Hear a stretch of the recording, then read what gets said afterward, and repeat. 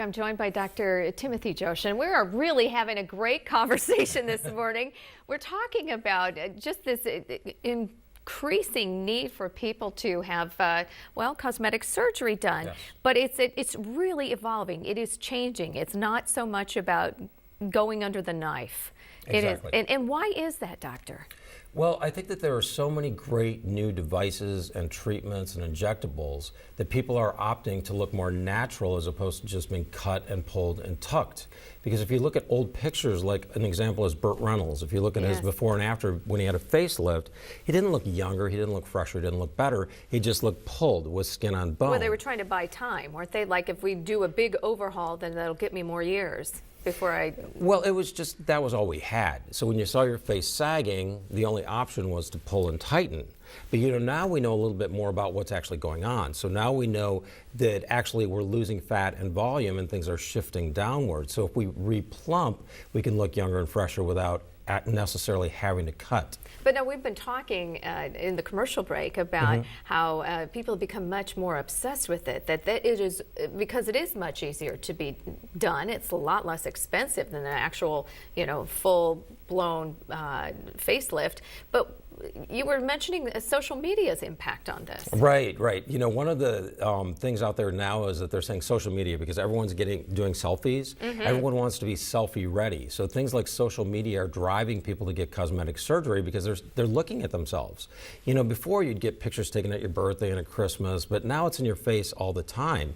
Everyone's on, people are tagging you in pictures. Right. So you can't avoid it anymore. So now you have to look good. There's just no escaping. Well, and I've even heard that they're now doing where you can alter the picture after it's taken as well before you post it, so it gives you the soft lighting and all of that as well. Yes. But some of the popular things that people are doing, what are they doing, and what is its long-term impact? Well, one of the things that's been the most explosive is Botox. It's gone up 700%. The number of people getting injections has gone up 700% since 2000. Facial fillers have gone up about 18% a year for the last decade. So, these are just making people look a little bit fresher, making them feel a lot better. I see it gives you a boost.